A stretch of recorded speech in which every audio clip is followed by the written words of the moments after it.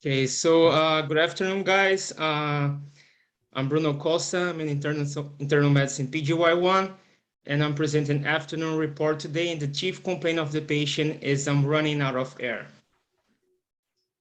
So this is a 73-year-old female with a past medical history of hypertension, hyperlipidemia, obesity, and spinal stenosis, who presented to the ED due to worsening shortness of breath for the last 2 weeks. According to her, the dyspnea was initially triggered by mild activities, such as walking 1 block and taking a shower. But on the day of presentation, she started to feel dyspneic even at rest. So she decided to search for medical attention. She never experienced similar symptoms before, and also noted in association some degree of lower extremity swelling bilaterally. She denied current or previous episodes of chest pain, palpitations, or dizziness, and reported sleeping like a baby every night using only 1 pillow. She denied fever, cough, or recent infections, denied any travels outside the US, received her flu shot but was not vaccinated against COVID-19. So also, as we discussed on her past medical history, she has hypertension, hyperlipidemia, obesity with a BMI of 55, and spinal stenosis. On her past surgical history, she had a lumbar laminectomy in 2009.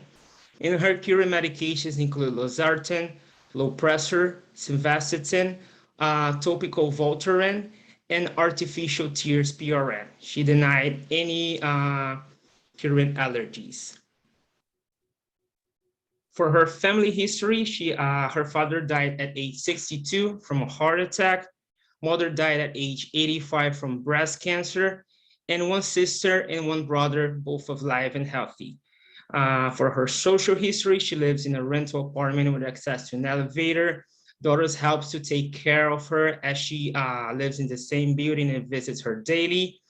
She is mostly independent for ambulation, but sometimes uses a walker to assist with walking around, but is independent for all other ADLs and ILDS. Importantly, she reports she has been mostly sedentary after her spinal surgery and denies smoking, drinking alcohol, or using any illicit substances. So this is her review of symptoms. It was negative overall for any constitutional symptoms. However, it was positive for dry mouth and dry eyes. Like we discussed, it was positive for dyspnea and lower extremity swelling. On GI, it was positive for heartburn. And she also, like we discussed, she had some degree of chronic low back pain. However, she had no infection signs and symptoms, no other findings that she reported. Bruno, if you want to pause a little bit beforehand, yeah. Does anyone have any questions in regards to the HPI, past medical history, or review of symptoms? You can go ahead and unmute yourselves, or you can put it in the chat, and you can actually go back to the HPI slide if you want, Bruno.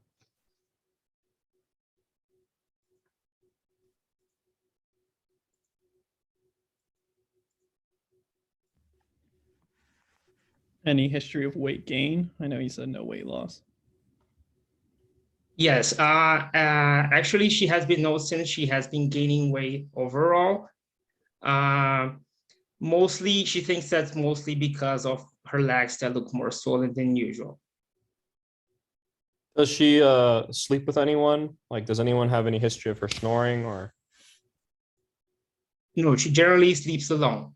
Her daughter visits, but only during the daytime.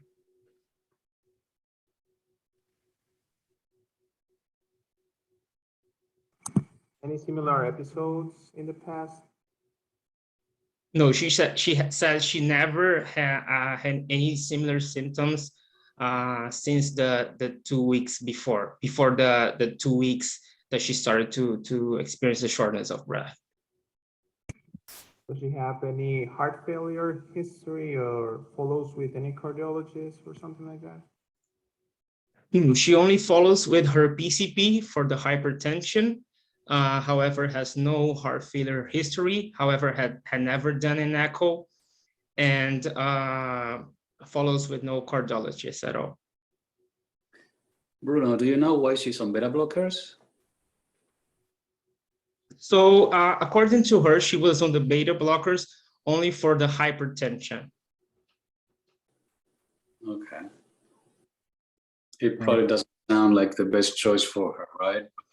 Exactly. Do you know if she's complying with the medications? She says she is, that her daughter's double checks with her every day, that she's taking all the medications daily, and that she's taking it just as prescribed. Has she had any like pain in her calves at all? Any redness in her calves or sitting for periods of time?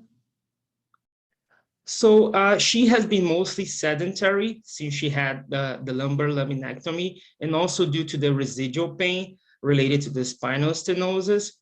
However, she didn't notice any redness or asymmetric swelling. According to her report, the swelling, she noticed it in both legs and on a similar extent. Any history of like any urinary symptoms, urinary retention, or?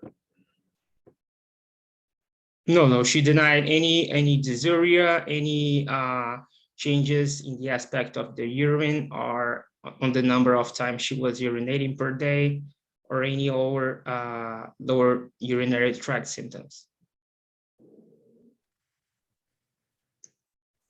Any history of like menstrual bleeding, like abnormal or bleeding in general? No, she had her menopause around the age of 52, and since then had no residual bleeding. So no postmenopausal bleeding. Got it. No postmenopausal bleeding. I'm sorry if you mentioned this. Any sick contacts? No, she denied any sick contacts. However, she was not vaccinated against COVID. She uses a mask every day because some patients refuse to use a mask to protect from COVID. She rarely ever leaves the house, but whenever she does, she uses a mask.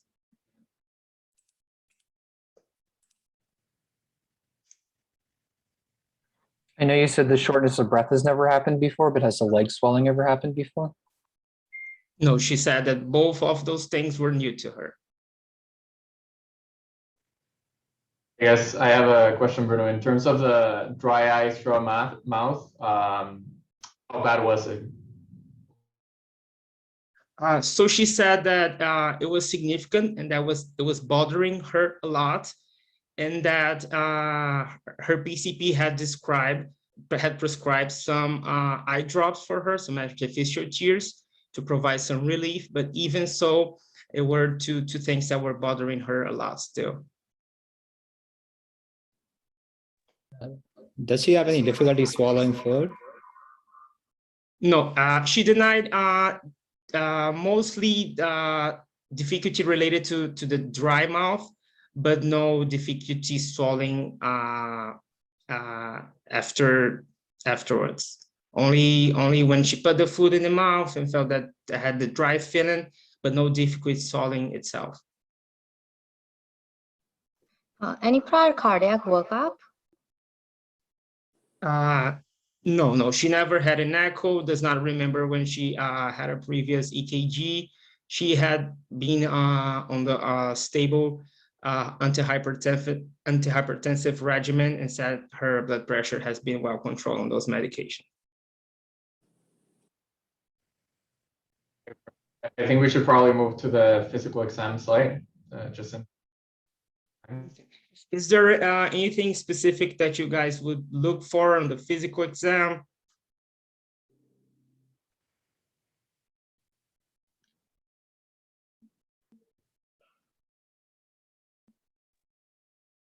Crudy unmuted. I don't know if that was Yeah, like I was intentional gonna say, like JVP, I guess, and you know. Okay, so her vitals, she has some degree of hypertension, around 147, 116.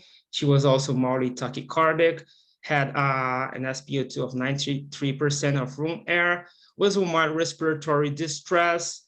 Also, on the neck exam, she has some jugular venous distension with a JVP around 16 centimeters.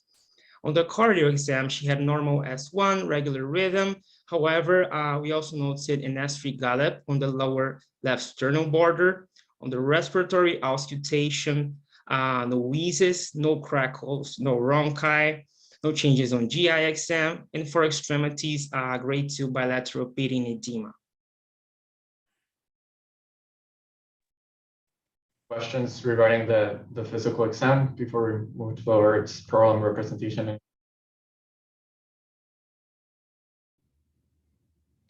Any like chronic venous stasis dermatitis on like the lower extremities, or kind of just only the edema? No skin lesions or rashes, just the pitting edema was noted. Anybody surprised by anything on the exam?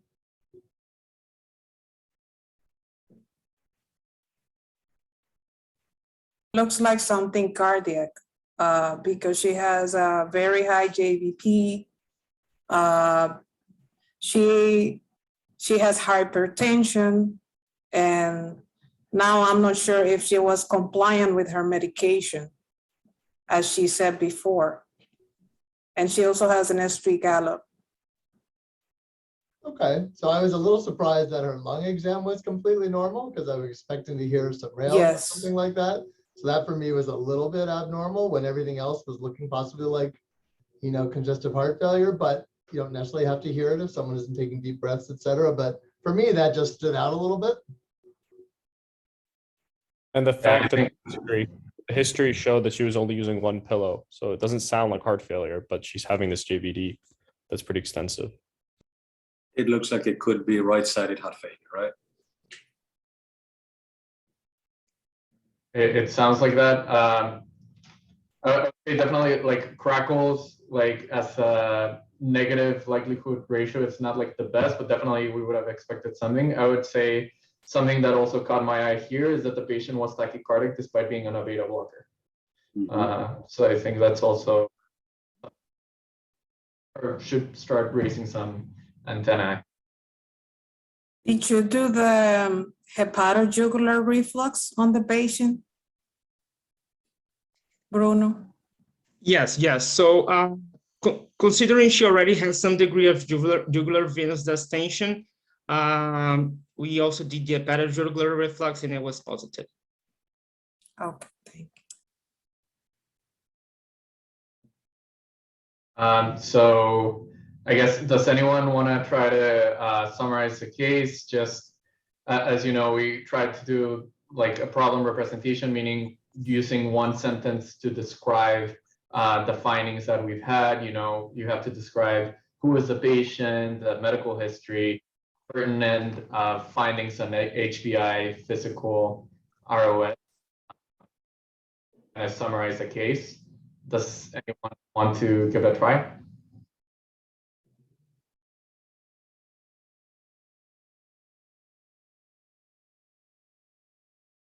Otherwise, I can volunteer someone. Try. So, 73-year-old female presented with past medical history of hypertension, hyperlipidemia, obesity, spinal stenosis, complaining of subacute worsening shortness of breath for 2 weeks, with physical findings concerning for right-sided heart failure. That was perfect, Salvador. So exactly just as Salvador said, we had a 73-year-old female, past medical history of hypertension, hyperlipidemia, obesity, and spinal stenosis, who presented with new onset progressive exertional dyspnea over the last 2 weeks, now present even at rest, also with bilateral leg swelling, JVD, and S3 gallop, but no crackles on lung auscultation. Excellent points that everyone did, and that all the details that everyone noted were just great. So what you guys would suggest for her initial workup if you saw this patient on the ED, or if this patient was transferred from the ED to the ward you're in? Before people, suggest workup, what's the thinking? What should be considering as potential diagnosis for this patient? Because I mean, depending on what we think, then we are going to order different tests, right? So what's on the differential?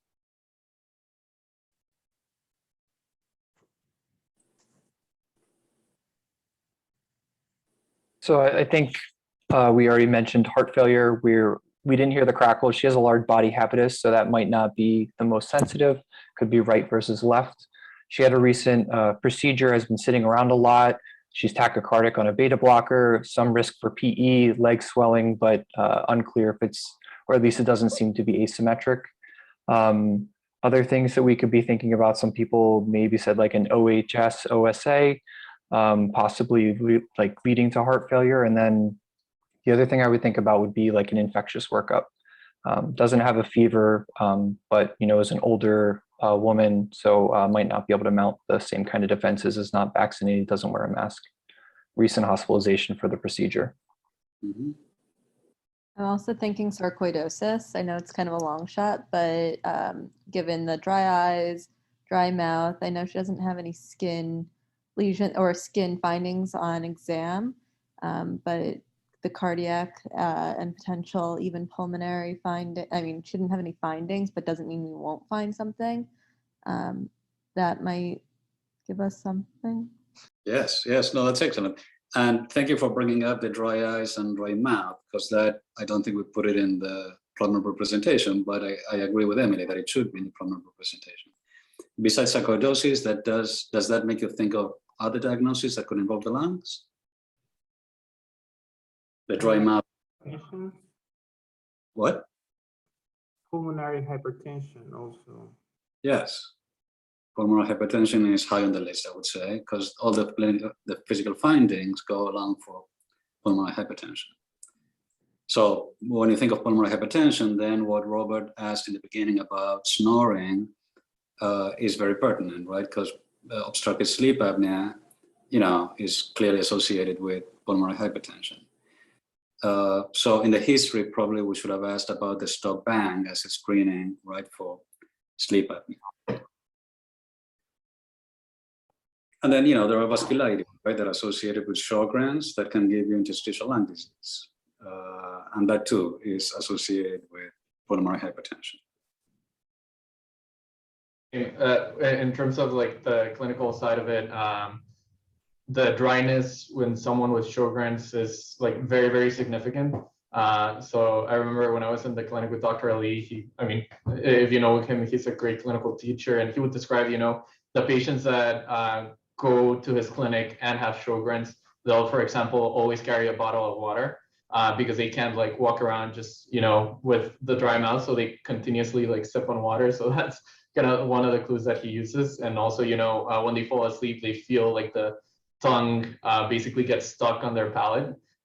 So yeah, basically when you're talking about Sjogren's, you talk about like very significant dryness as well. And I forgot someone that asked, yes, like in terms of eating, normally they usually always have to have water when they eat to like prepare the bolus, because otherwise they have a difficulty with swallowing as well. But they're all great points. I think we had a great discussion. So yes, now I think I'm just gonna go ahead and talk a little bit about just a potential diagnostic framework for dyspnea. So let me see. Yes. Sorry, give me 1 second and bear with me because this is the first time that I've used this format in a computer instead of a Surface. Yes, basically just talking about dyspnea, starting, I guess, with the very, very basics. And I'm sorry if this is too basic, but I swear I have a point. What is the definition of dyspnea? Just starting from there. And you can go from there.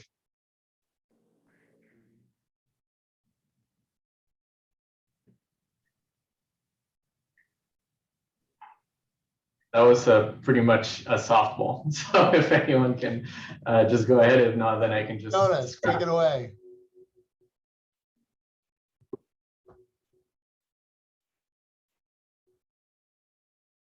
Well, I would define dyspnea as maybe the subjective perception of shortness of breath. We're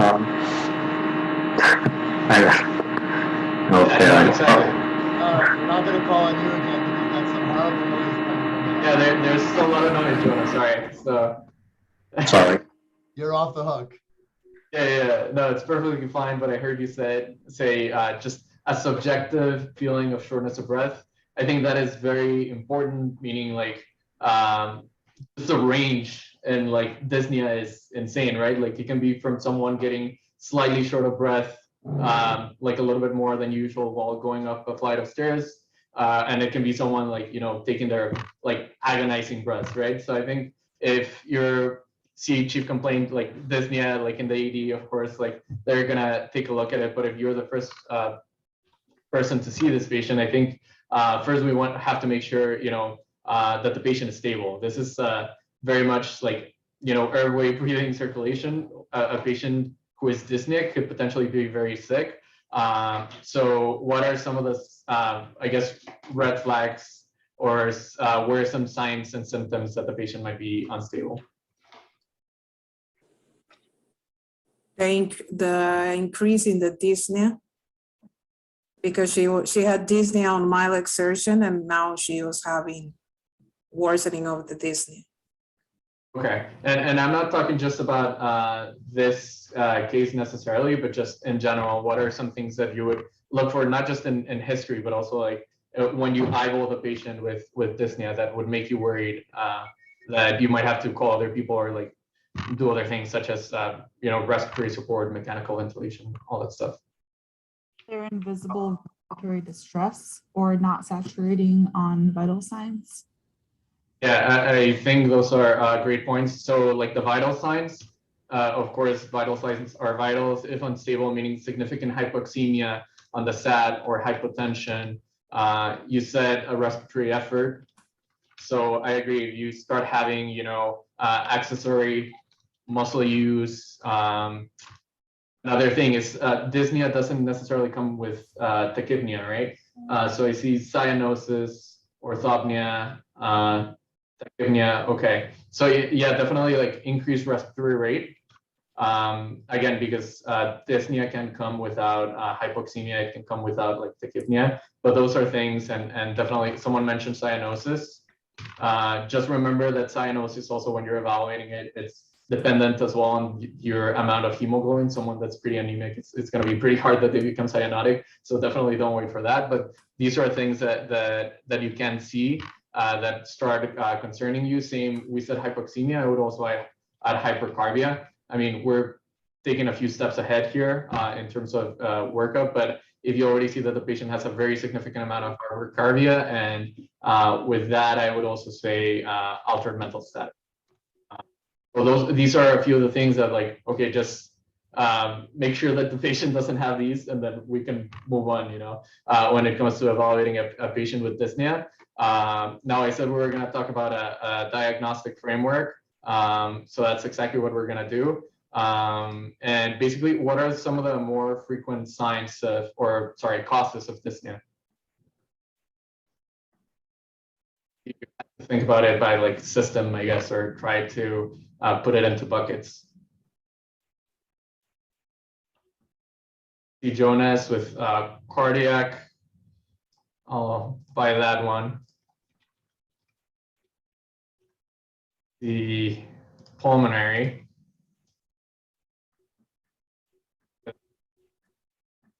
And these are actually, with these two categories, you'll get the vast majority of cases of dyspnea.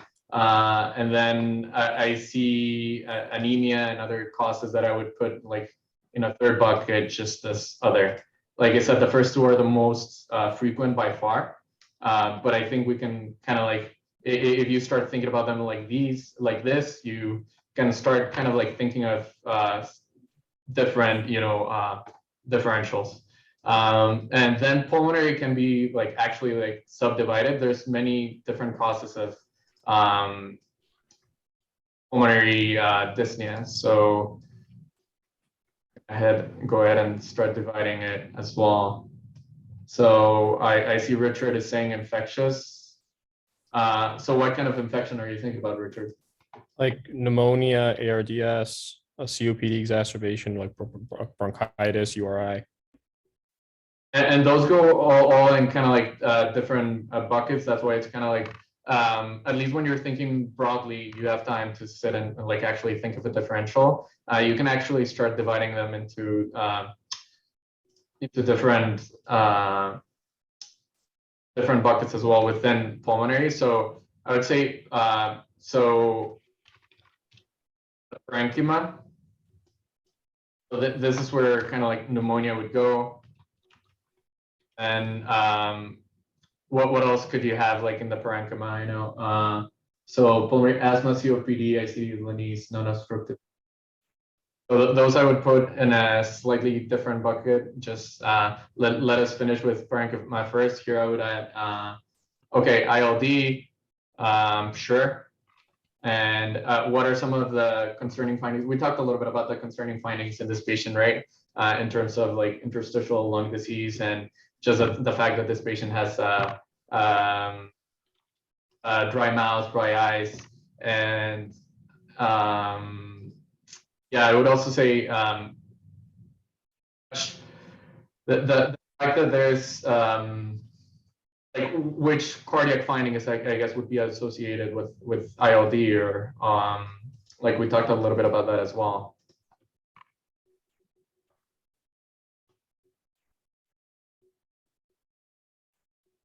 Well, I guess we can circle back to it actually when it's better if we circle back when we go into cardiac. But I would also add cancer here. And in terms of the other things that we had mentioned, just give me one second. Know that we had talked about, so here we can actually do just airway. And so here's where I would actually include, you know, COPD that we had mentioned, asthma. I know someone mentioned aspiration. So aspiration can be two things, right? Like it can be aspiration of pneumonia, but you can also have like aspiration of a foreign object. That can also like obstruct your airway. I would say those are the main ones. I don't know if someone unmuted themselves. Anaphylaxis for another, like closing of the airway. Yeah, definitely. Not one of the more common ones, I would say, like at least in medicine, normally it's dealt with the ED, but definitely extremely important, and you have to rule out. So in these findings, what would you normally find on the physical exam and just like inspecting the patient? Wheezing. Yeah, so that's one of the typical findings, right? You can also find in COPD, you can also find like crackles as well. Remember, not all the wheeze is asthma, but definitely if you find wheezing, like it could be suggestive of something that is affecting the airway. Then I see someone placed PE. So I would actually put that in vasculature. So definitely PE. So what do we have going for our patient here that says kind of like PE? We talked a little bit about it as well.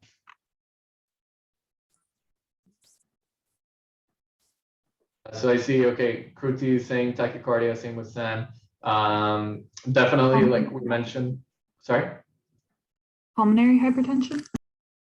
Pulmonary hypertension, yes, that's another, I would put that as a separate cause, but definitely Kruti, yes. Tachycardia, despite beta blockers, that has me thinking like, I mean, it could potentially be PE, right? What else, I guess, in the exam, what would you expect to find as well? And I guess it's a little bit worrisome as well. So Kruti is saying clear lungs, exactly. So Dr. Pergolini was mentioning how this kind of like sounds a little bit like right-sided heart failure. So PE, pulmonary hypertension, those are things that could potentially cause right-sided heart failure as well. Though, like I said, not necessarily the absence of lung findings tells you definitively that it's strictly right-sided. but some things that we can start thinking about as well. And then in this bucket, I would just like to add, second, so I would say pleura and chest wall. I guess chest wall is not necessarily like pulmonary, but what are some things that could potentially like cause it as well? Like when it comes to pleura, chest wall. So I see aerial scoliosis. I see Tom is saying large pleural effusion. The pneumothorax. OSA, I see that again, and that actually would also like independently be like a risk factor, I guess, for like mild pulmonary hypertension as well. Excellent, Richard. Definitely, we mentioned several times in the history that this patient has obesity. So these are some things that can happen. Same, I mean, this patient is older. She had a surgery. She was had a more sedentary lifestyle. So I would put in like maybe like deconditioning as well. Like I guess that could go another, or like if you're talking about or weakness of the chest wall. And yes, Tom is saying not for this patient, but neuromuscular. Again, you can make the argument that that's definitely a cause for dyspnea, myasthenia, great, and many other neuromuscular diseases. You could put that in other. We can actually just go ahead and start talking about the other if you want as well. So neuromuscular.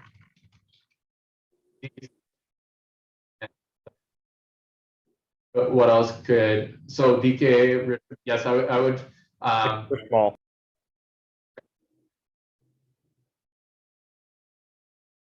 Oh yes, I would classify it more as like a metabolic derangements. Definitely acidemia. It's like the part of DKA that makes you have dyspnea, but definitely a cause. Then what else? I see Sal mentioning anemia. Great. What are some of the exam findings that you would look for in anemia that are a little bit more evidence-based, even before you get, the CBC?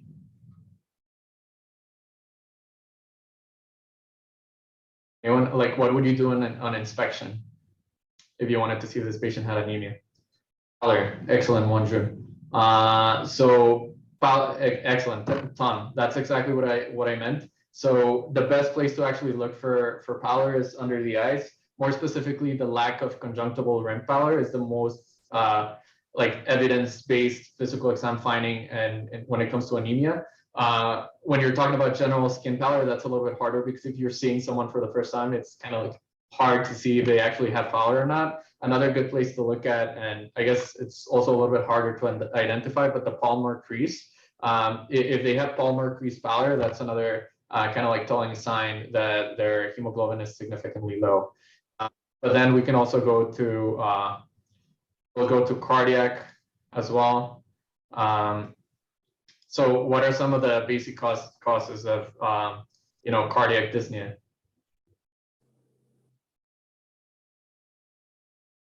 I see Lanise heart failure. I see MI.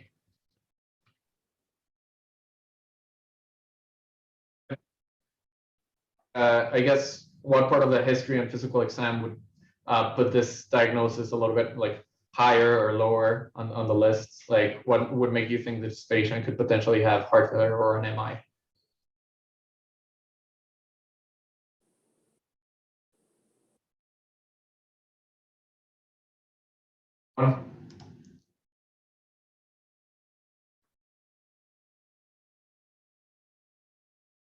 Emily, why would you say this patient could potentially have heart failure or MI? I would say for heart failure, we're talking about JVD, and then the swollen legs would be the main thing. MI, I mean, women presenting abnormally, but I think it was a 2-week period, so it'd be a little less likely in this situation. So I think you made a good point, and that's why we always have to like look at the patient, right? And look at the history. So you said it could be presenting atypically. Like, what are some of the risk factors for a patient actually presenting atypically when it comes to ischemic, like, cardiac ischemic symptoms? Female, age, diabetes. Exactly. Women, yes, elderly patients. So, Uh, sorry, go ahead, Lenny. No, it's okay. Okay. So yeah, you definitely hit those. So elderly, female, diabetes are some of the more typical, I guess you could say, like predisposing factors for patients who present atypically. And technically dyspnea is kind of like an anginal equivalent, so to speak. So I guess this patient is older, this patient is female. Definitely like something that could happen. Not just that, but like you have to think about like what are the risk factors in the history for having MI and having heart failure, right? So does this patient have any like risk factors as well, like to have those? Yes, she has hypertension as a risk factor for both, actually. Yeah, Hyperlipidemia. Definitely hypertension, hyperlipidemia. Thank you, Dr. A, for posting the likelihood ratios for pallor. And yes, if we're thinking about like, okay, heart failure can be left-sided, can be right-sided. In this case, we're concerned that maybe it might be right-sided because of the lack of lung findings. Initially, like one of the main causes of right-sided heart failure is left-sided heart failure, right? So it's more like global, but then there's definitely other causes, and you'll see like there's overlap in the other, so to speak, buckets that we said. For example, PE, pulmonary hypertension. Like I guess ILD and other findings can present with right-sided, or can cause eventually right-sided heart failure. So many times there can be overlap between more than one condition. And I forgot, sorry, I saw someone mention Afib. So definitely arrhythmias are also a cause of dyspnea. And in this case, I mean, the patient was tachycardic on beta blockers, like we mentioned. But I think this is kind of like a basic framework that you can use to kind of get you thinking of all the different potential causes and kind of make your own differential, like list of differential diagnosis to start the workup. So it brings me back to what Dr. Pergolini was saying. Before ordering something, this is kind of like what we need to think. What are the potential diagnoses and how likely is it for our patient to have it, So with that being said, I'm just gonna go ahead and erase all this. So I wanna try an exercise. So I guess statistics say that just with history and physical, you can accurately diagnose the cause of dyspnea in about 60% of the cases. So I think maybe we can give it a shot. Why don't we go ahead and create a list of differential diagnosis, let's say 3 different ones, and see if we can get it right after all the workup is done, depending on what we order. So as of now, with history and physical, what do you think is what are like the 3 most likely diagnoses, or if you have only one, you can go ahead and put it in. So I see Emily's putting like saying PE. Okay. PE, I see Earl. Okay, so heart failure is another one. Anyone else with any other ideas?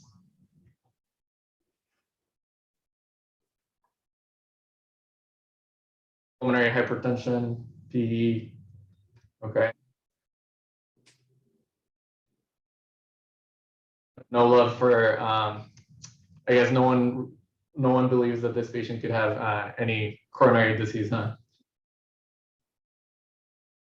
Which, in that case, because I see many people saying she could have like right-sided heart failure. One of the causes of right-sided heart failure is also MI, right, of the right ventricle.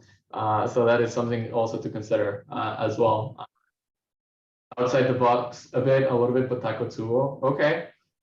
I would say, yes, that's definitely outside the box. That's something maybe I would wait first for like imaging, or just if there was a very significant factor. That's something we mostly see with, of course, a very emotional stressor, young female, or also in the ICU, right?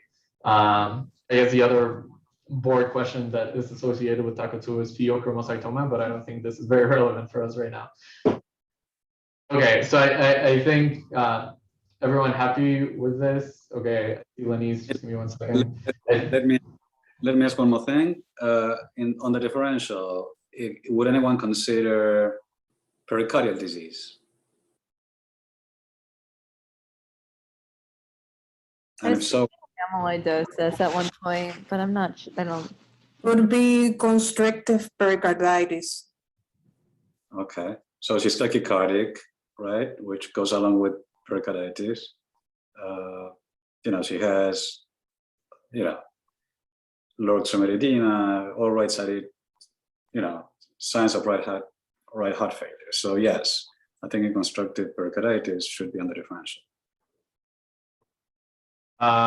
So I'll make a 4th one just for Dr. Pergolini. Thank you. That's a very good point. What I can say is after doing Very often right. After doing model report after the report was so long, if it wasn't on the differential, it's not the diagnosis. But I'm not guessing. I'm just trying to go through the clinical reasoning. If you're seeing the patient, you should definitely consider constrictive pericarditis in a differential. Yes, and yeah, that's a great point. And okay, so now we have, like Dr. Pergolini said, a list of some differential diagnoses that we are considering. What would you order then?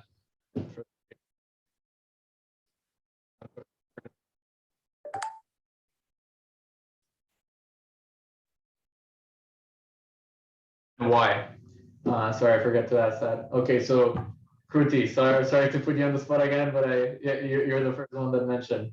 Why would you order those things? How would you just like justify it or tie it in? So I guess the CBC, like maybe just to look for any infectious sores, the BNP more to look for can you hear me? Yes.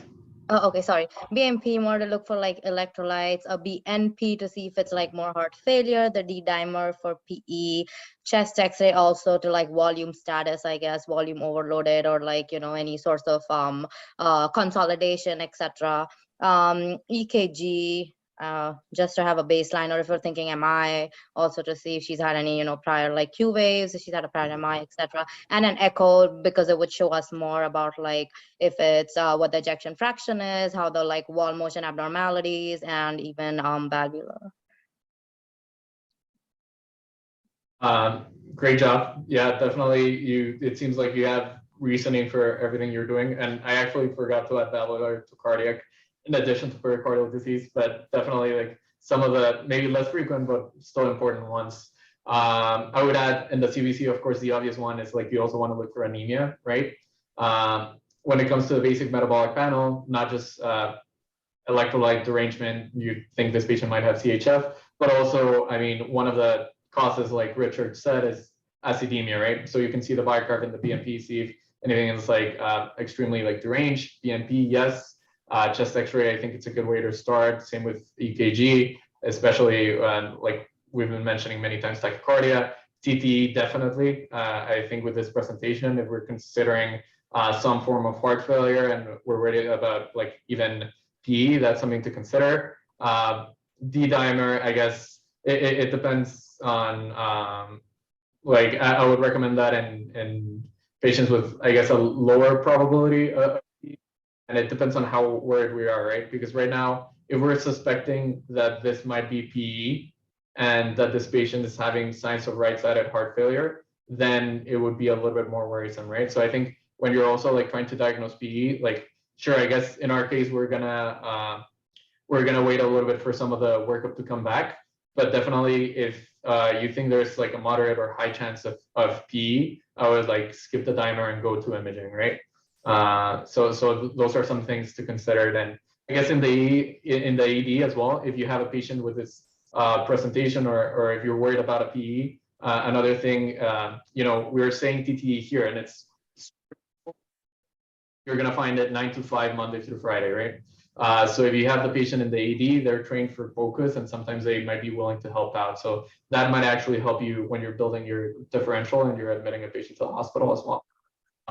And Hamad is saying TSH, okay.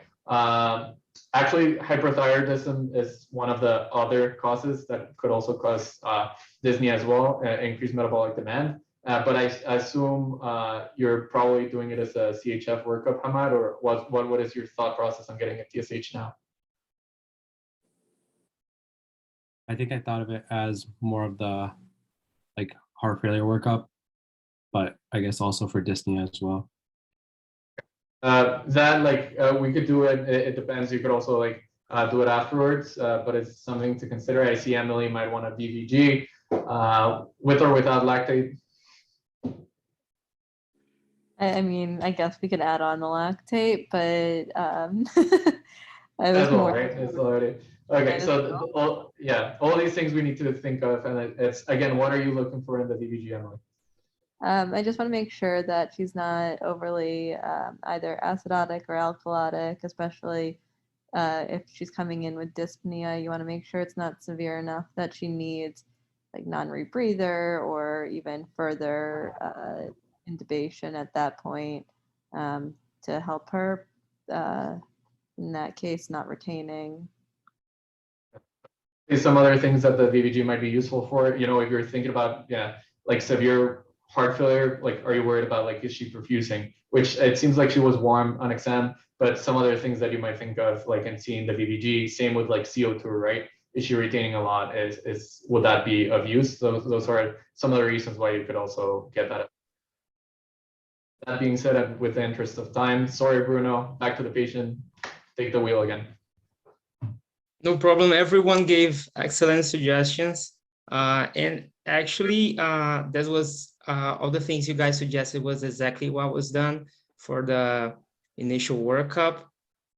Let me just pull up here the slides again.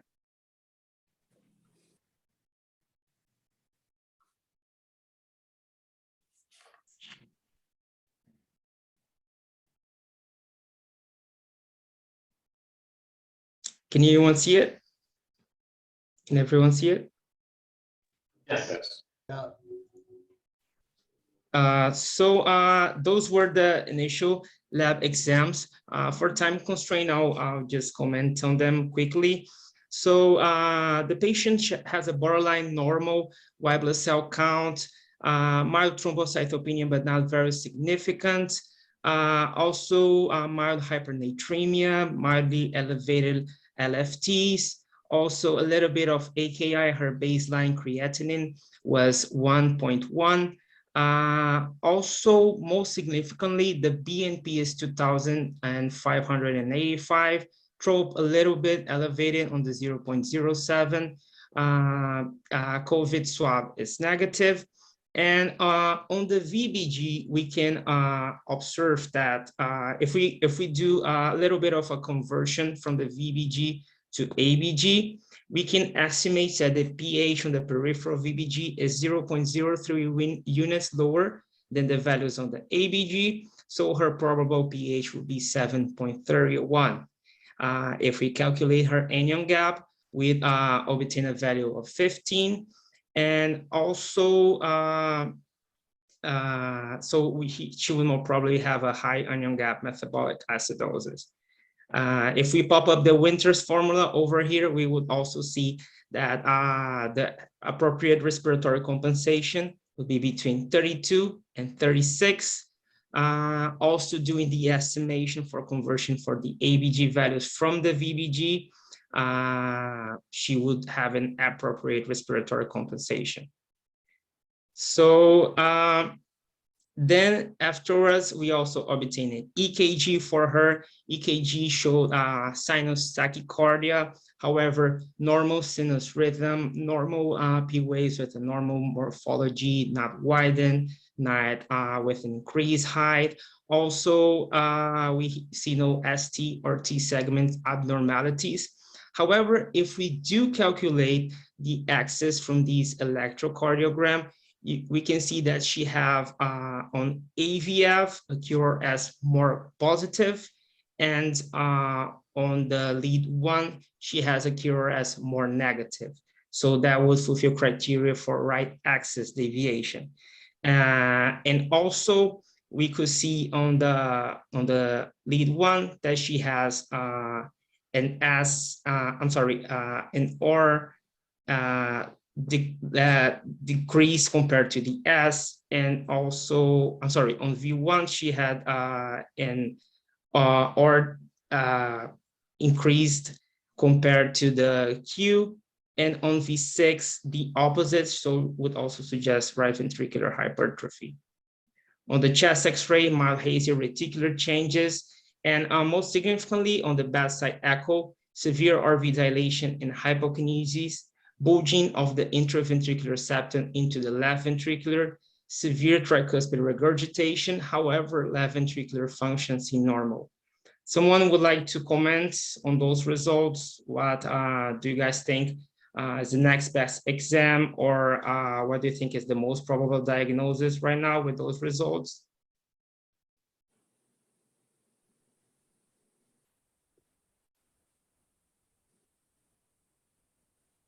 I want the CTA.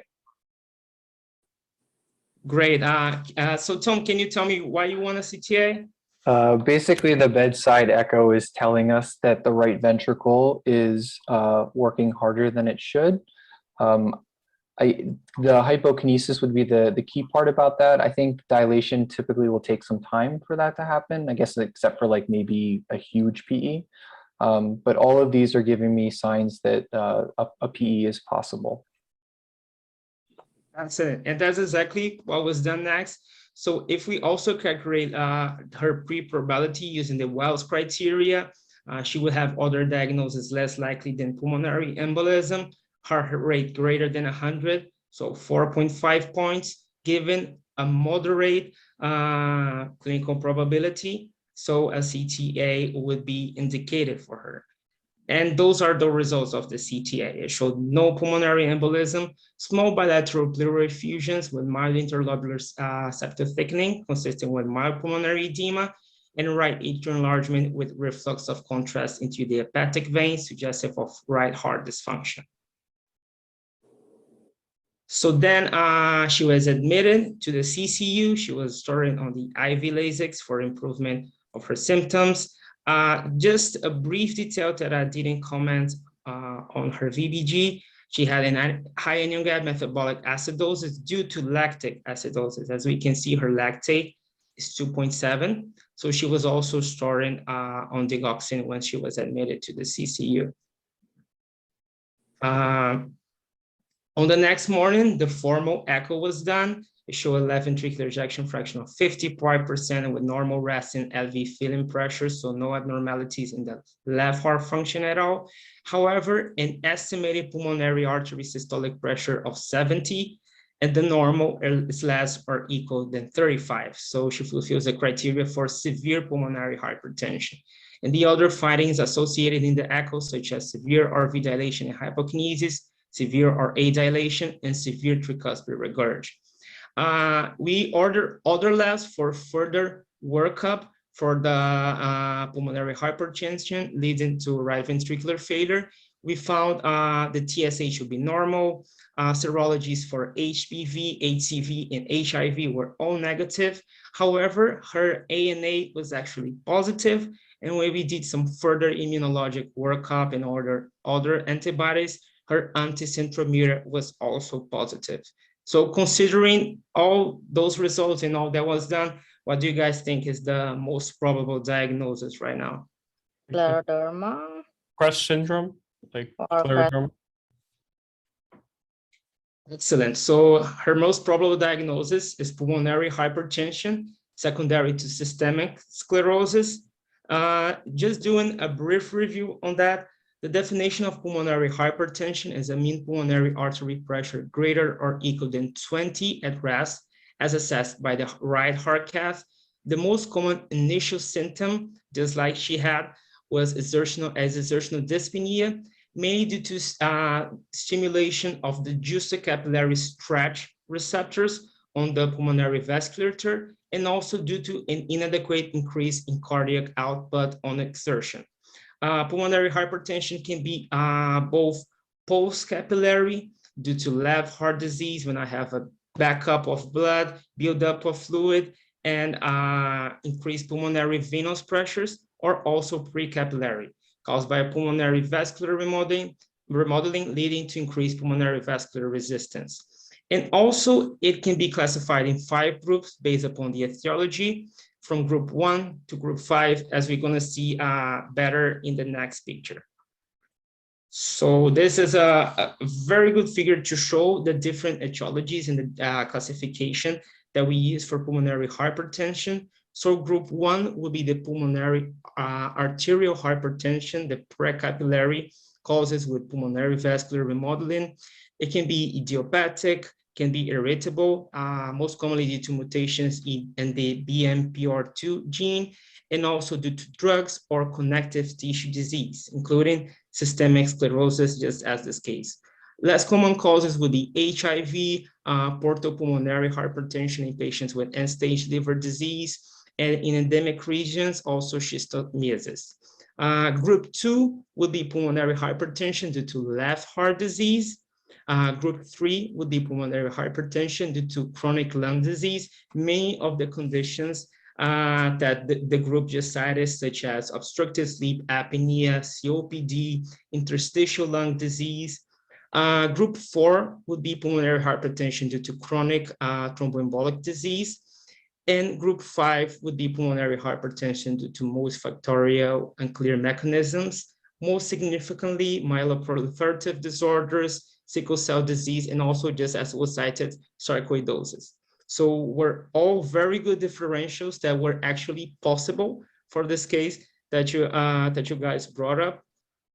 So finally, the diagnosis, for the diagnosis, the initial test of choice is transthoracic echocardiography, and pH would be suggested by a peak tricuspid regurgitation jet velocity of greater or equal than 2.8, an estimated PASP greater than 35, and or abnormal RV size, wall thickness, and function. I have put the peak TRV in bold because the societies actually use it as the most suggestive parameter to indicate the probability of pulmonary hypertension, even though we hear more about and we use more the EPASP sometimes in clinical practice. Actually, the EPASP is calculated from the peak TRV.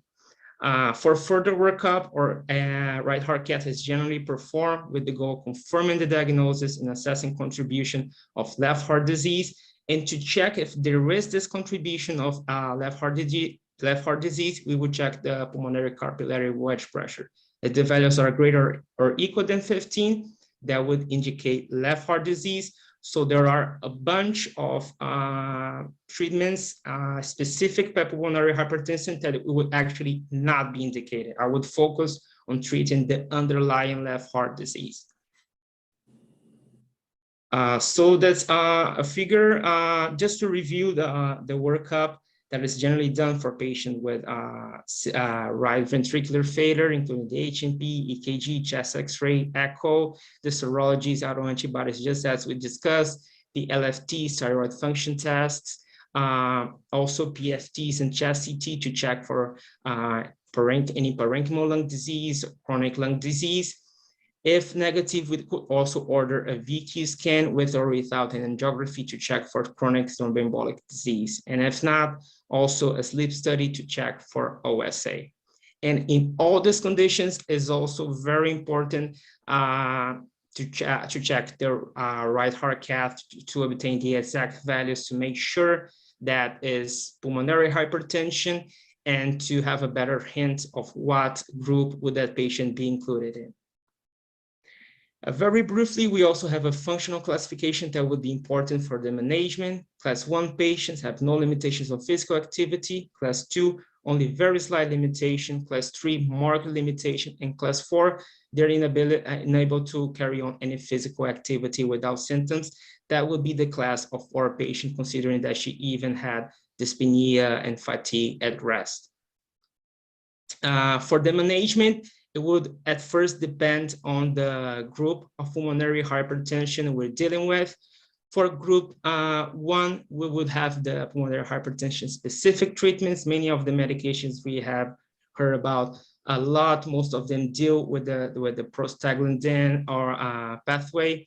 including the PDE5 inhibitors such as sildenafil, tadalafil, or also with the endothelin pathway, such as the endothelin receptor antagonist, bosentan, and brisentan. We also have guanylate cyclase stimulants, such as riociguat, a new agent that's selexipag, that's a prostacyclin receptor agonist. And also for patients with class 4 severe symptoms, we have IV prostacyclin analogs, such as treprostinil and epoprostenol. For group 4 patients with chronic thromboembolic pulmonary hypertension, we would suggest anticoagulation definitely, and pulmonary endarterectomy for patients that are able to undergo surgery, and riociguat for inoperable or persistent recurrent disease. For group 2, group 3, and group 5, most of the cases, we will only treat the underlying condition. So just on summary, whenever I think about using a pulmonary hypertension specific agent, such as the PDE5 inhibitors that we see so commonly used, they're generally being used in group 1 patients.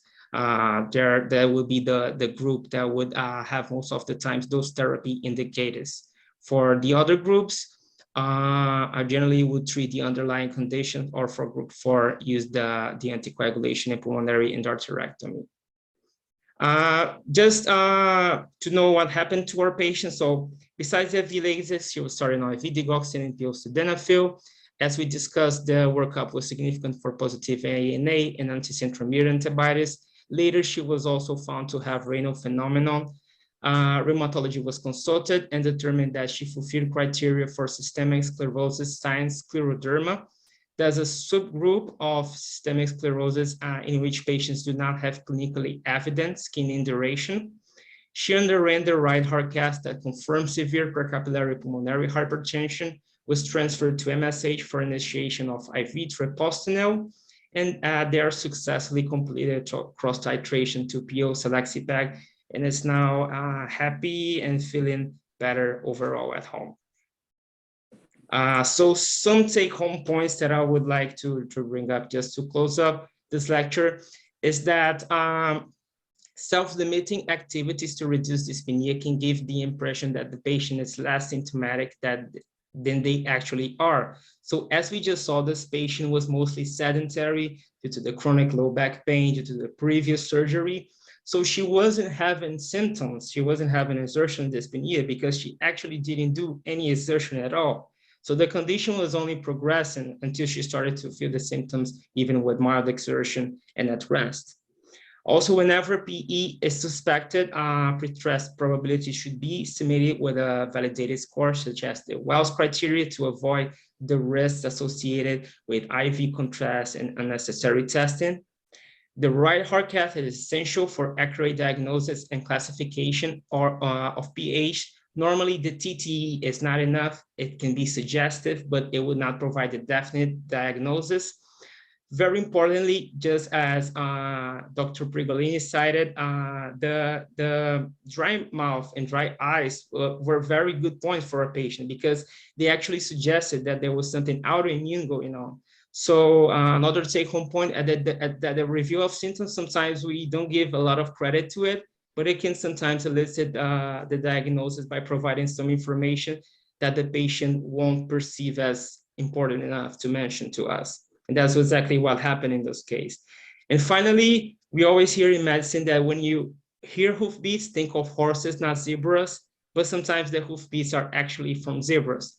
So always keep the rare diagnosis on the back of your mind. You guys did great in exactly suggesting the more common stuff first. And then after all of the most common conditions were ruled out, we then found out that she had a rare diagnosis, but we have first to rule out the most common diseases first. So thank you so much, guys. Sorry for running a little bit on this ending. Sorry, Bruno, just one more thing. Could you please put the slide of the problem representation? Yes.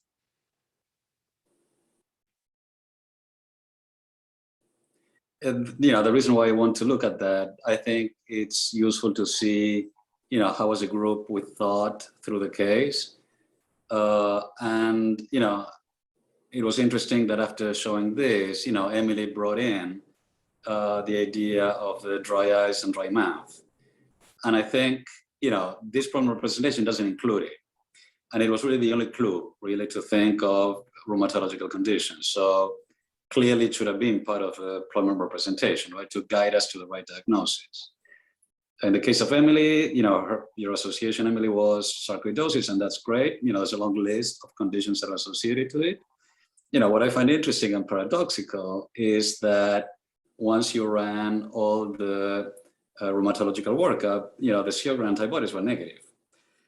So, the patient ended up having other antibodies that were positive, right? That led to the diagnosis. But I thought that was interesting that, the Sjögren antibodies were actually negative.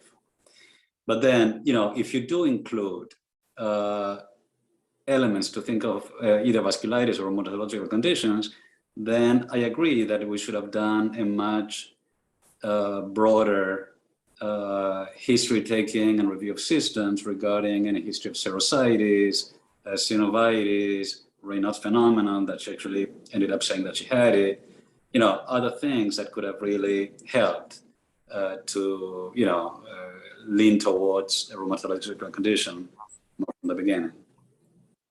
So thank you. It was a great case. Thank you, Bruno. Thank you so much, Dr. Brigolini. Excellent points.